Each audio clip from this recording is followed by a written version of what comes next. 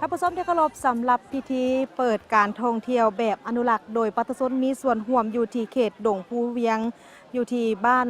วงเวียงแก้วและบ้านยางของเมืองพิณแขวงสวรรณเขตได้มีพิธีเปิดขึ้นอย่างเป็นทางการแล้วโดยมีทางห้องเจ้าแขวงสวรรณเขตพร้อมทั้งผู้ต่างหน้าจากทางองค์การสหประชาชาติเพื่อการพัฒนาและพร้อมด้วยภาคส่วนต่างๆรวมไปถึงบรรดาพ่อแม่ปตสนอยู่ทั้งสองบ้านนี้ก็ได้เข้าร่วมเป็นบรรยากาศที่คึกคืน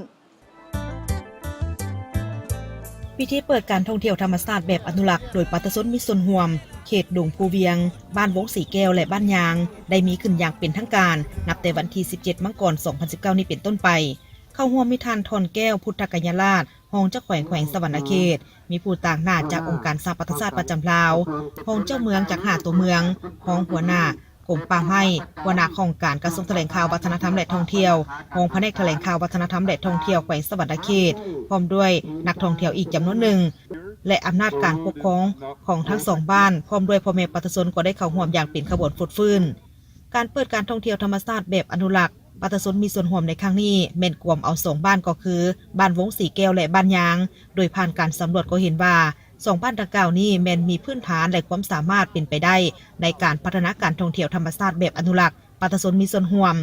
ด้วยเหตุผลและปัจจัยหลายด้านเป็นต้นแมนทั้ง2 บ้านแม่นติดพันกับเขตป่าสงวนดงภูเวียงซึ่งอุดมสมบูรณ์ไปด้วยสัตว์ป่าชีวนานาพันธุ์และมีความอุดมสมบูรณ์ทางด้านขนบธรรมเนียมฮิตของประเพณีรวมไปถึงวิถีชีวิตของบรรดาเผ่าที่เป็นเอกลักษณ์ของท้องถิ่นที่ยังคงรักษาไว้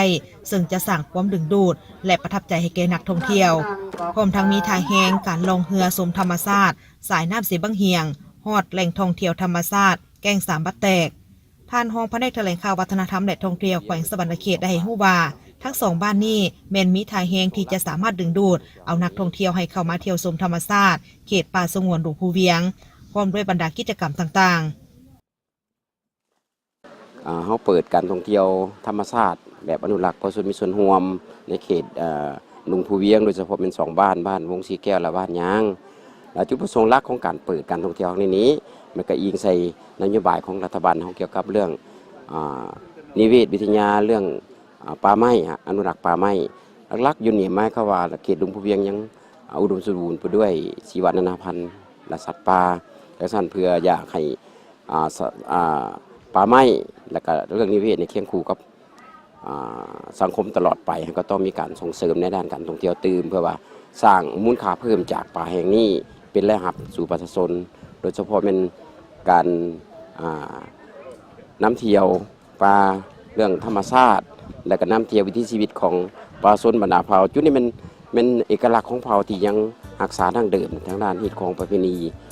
ที่เอกลักษณ์ของเขาเจ้าอยู่และสันติว่าเป็นทางแห่งอันหนึ่งที่สามารถดึงดูดนักท่องเที่ยว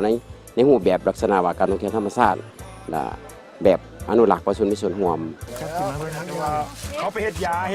กิจกรรมหลักของการท่องเที่ยวชมธรรมชาติแบบอนุรักษ์ปตสนมีส่วนร่วมจุดประสงค์หลักก็แม่นเพื่อให้ปตสนมีความเป็นเจ้าการในการปกปักรักษาป่าไม้ให้ยังคงความอุดมสมบูรณ์ให้หลายที่สุดรวมไปถึงกิจกรรมต่างๆที่นักท่องเที่ยวจะได้สัมผัสเมื่อมาเที่ยวชมบ้านวงสีแก้วและบ้านยางเมืองพิณแขวงสวรรณเขต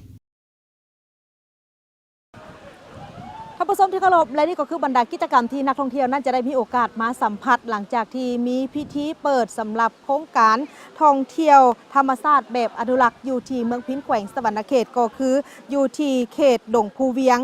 บ้านวงสีแก้วและบ้านยางของเมืองพิณแขวงสวรรณเขตศรีสุวรรณถ่ายภาพพัฒงานสุริพงษ์รายงานจากเมืองพิณแขวงสวรรณเขต